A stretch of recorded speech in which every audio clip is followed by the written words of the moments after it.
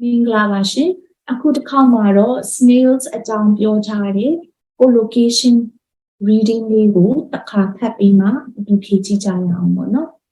So Dalia snails down pimebono, snails nepatapima, Ajami pimlesuali petime. Snails are not traditionally known for quick thinking.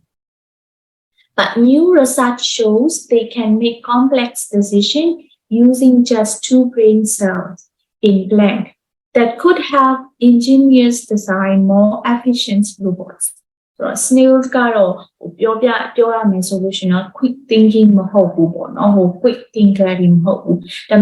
research new research load kama through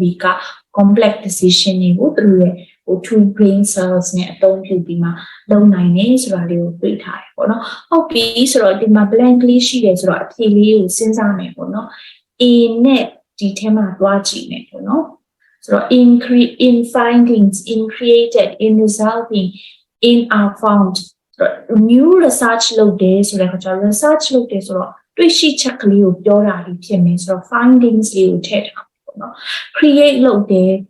result are found ဆိုတာလေးက are found to created ဆိုတာလေး grammar အရာလည်းမကိုက်ဘူးပေါ့နော်ဆိုတဲ့အခါမှာ finding တွေ့ရှိချက်ပြပေါ့နော်အဲ့ဒီတွေ့ရှိချက်ကိုကြည့်ပြီးမှ engineer တွေက efficient robot ကို design လုပ်ကြတယ် design လုပ်ဖို့အတွက် engineer တွေကိုအဲ့ဒီတွေ့ရှိချက်လေးတွေက could help အကူအညီပေးနိုင်တယ်ပေါ့နော် Scientists at the University of Sussex attach electrodes to the blank of the freshwater snails as they search for letters. So scientists တွေကသူတို့ research လုပ်တဲ့အခါမှာလုပ်တဲ့ပုံစံလေးကိုပြောပြတာပေါ့နော် electrodes တွေကို freshwater snails ရဲ့ဘယ်လိုနေရာမျိုးမှာ attach လုပ်မလဲကျွန်တော်ကြည့်ရအောင် cars ရဲ့ heads like ရဲ့ brain ရဲ့ပါတယ် cars ကမဆိုင်ဘူးခုပြောနေတာက brain cells တွေကို research လုပ်တဲ့ snails တွေအကြောင်းပြောတာဆိုတော့ eliminate လုပ်လိုက်မယ်ဆိုတော့ brain ကလည်းမဖြစ်နိုင်ဘူးเนาะ brain ဆိုတာဒီခန္ဓာကိုယ်ရဲ့အထဲမှာရှိနေတယ်မမြင်ရအောင်အဲ့မှာတွားပြီး attach လုပ်နေဆိုတာတိတ်တော့မဖြစ်နိုင်ဘူးပေါ့နော်ဆိုတော့ headlights ဆိုတာလည်းမဖြစ်နိုင်ဘူးဆိုတော့ခေါင်းမှာပဲဖြစ်နိုင်တယ် freshwater snails တွေရဲ့ခေါင်းမှာပေါ့နော် heads ကိုရေးထားလိုက်မယ် They found that just one cell was used by the mollusks to tell if it was blank or not ဆိုတော့အဲ့ဒီမှာပေါ့ cell brain cells နှစ်ခုထဲကတစ်ခုကတော့ဒီလိုလေးပြောပြတယ်ပေါ့နော် it was blank or not was လေးရှိရဲ့ collection ဆိုတော့ပါဠိထည့်ရမလဲဆိုတာလေးကြည့်ရအောင်ဆိုတော့ what to be ဆိုရင်တော့သူကဖြစ်နိုင်တာတော့ adjective လေးဖြစ်နိုင်တယ်ပေါ့နော်ကြည့်လိုက်တော့အားလုံးက adjective အခုသူကလေသူ့ကိုပေါ့နော်ဒီ electrodes ကို fresh water ဘယ်လိုမျိုးလုပ်တဲ့အခြေအနေမျိုးမှာhead မှာခေါင်းမှာ attach လုပ်ပြီးတာလေဆိုတော့သူက letters ကိုရှာတဲ့အခါမှာပြောချင်တယ်ကသူတို့ letters ဆိုတာကစားစရာကိုရှာတဲ့အခါဆိုတဲ့အခါကျတော့စားစရာနဲ့ဆက်ဆက်တာက hungry ပဲဖြစ်နေ။ဘိုက်စားသလားဘိုက်မစားနေဘူးလားဆိုတာပြောပြတယ်ပေါ့နော်။ Why another let it know when food was present and when food was present ဆိုတော့ဒီမှာလည်း food လို့ပါတာဖြစ်တဲ့အတွက်ကြောင့်မလို့ hungry ရပဲအဖြစ်မှဖြစ်နိုင်ဖြစ်ဖို့ပေးချသွားပြီပေါ့နော်။ Food searching is an example of goal-directed behavior during which an animal must integrate information about both its internal environment and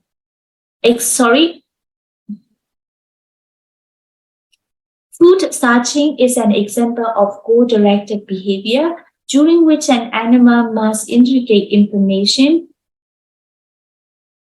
about both its external environment and internal state while using as little energy as possible. Lead researchers Professor George Kamenes said, this will eventually help us design the brains of robots based on the principle of using the fewest possible components necessary to perform complex tasks. ဒီတွေ့ရှိချက်ပေါ်မှာသူတို့ base လုပ်ပြီးမှ robot ရဲ့ brains ကို design လုပ်တဲ့နေရာမှာပုံကြီးပါတယ်ဆိုတော့ professor လေးပြောထားတာပေါ့နော် What goes on in our brains when we make complex behavioral blank and carry them out is poorly understood. ဟုတ်ပြီ blank ကလေးရှိပြီဆိုတော့ blank မှာဘာထည့်ရမလဲဆိုတော့စဉ်းစားရအောင် blank ရဲ့အရှိမှာ behavioral ဆိုတာလေးရှိတယ်ဒါလေးက adjective complex behavior ဆိုတော့ adjective ရဲ့အနောက်မှာ noun လိုက် noun ကဘယ် noun လေးလိုက်လဲ activities လား decisions လားကျန်တဲ့ဟာတွေက noun မဟုတ်ဘူးပေါ့နော်ဆိုတော့ activities နဲ့ decision နဲ့မှာအခုကခုနပြောတာလေ complex decision တွေကိုဘယ်လိုလုပ်တယ်လဲသူတို့ရဲ့ two brain cells နဲ့လုပ်တယ်လို့ပြောတာ decision တွေဘယ်လိုလုပ်တဲ့ brain cell ကိုဘယ်လိုသုံးတဲ့ quick thinking အဲ့ဒီအကြောင်းတွေပြောတာဖြစ်တဲ့အတွက်ကြောင့်မလို့ complex decision ဆိုတဲ့ဟာလေးကိုပဲယူပြလိုက်မယ်ပေါ့နော် Our study reveals for the first time how just two neurons can create a mechanism in an animal's brain which drives and optimize complex decision making tasks and decision making tasks တွေဘယ်လိုလုပ်တယ်ဆိုတဲ့ဥစ္စာလေးကိုဒီ study ကနေ review ထွက်လာရတာလေးပြောရဲဆိုတော့တေချာတယ်ဒါလေးက decision ဟုတ်တယ်ပေါ့နော်အဲ့လိုပေါ့နော်ဒီလိုစာပိုက်တွေဖတ်လိုက်တဲ့အခါမှာလေးမိဖို့လေးကဒီပေးထားတဲ့ collect လေးထဲမှာဖြည့်ထည့်လိုက်တဲ့အခါမှာဒီဖြေကမှန်ဆိုတော့ဒီလိုမျိုး hints လေးတွေရှိတယ်ပေါ့နော်စာပိုက်ထဲမှာလေဖတ်ကြည့်လိုက်တဲ့အခါမှာဟိုတေချာတယ်ပေါ့နော်ကိုကဒီမှာဒါလေးထည့်ထားတယ်တေချာလေးထည့်ထားတယ်နဲ့ဆက်ဖတ်လိုက်တဲ့အခါမှာပြောလိုက်တဲ့အကြောင်းအရာတွေကဟိုကြည့်ချင်းအားဖြင့်ဒီစာပိုက်ဟိုဒီ collect ထဲမှာဘာထည့်ရမလဲဆိုတာပြင်နိုင်ရစီအောင်ကိုညီပေးတဲ့စကားလုံးလေးတွေရှိပါတယ်စာပိုက်ထဲမှာပေါ့နော်ဆိုတော့အဲ့ဒါလေးတွေကိုတေချာနားလည်အောင်ဖတ်နိုင်လို့ဆိုရင်တော့collocation လေးကဖြေလို့ရှိရင်အဖြေမှန်လေးကိုဟိုကလေးလွယ်လွယ်ကူကူလေးနဲ့ဟိုဖြေလို့ရမှာဖြစ်တယ်ပေါ့နော်ဆိုရင်တော့တစ်ချက်ကြည့်ရအောင်ရွေးထားတဲ့အဖြေလေးတွေဆိုတော့အခုပြောသလိုမျိုးပေါ့နော်တခုချင်းစီကိုအသေးပဲလေးကိုနားလည်အောင်ဖတ် hints လေးတွေရှာပြီးထည့်ထားတဲ့အဖြေဖြစ်တဲ့အတွက်ကြောင့်မလို့စာပိုက်လေးမှာဖြေထားတဲ့ collect အဖြေအားလုံးကမှန်ပါတယ်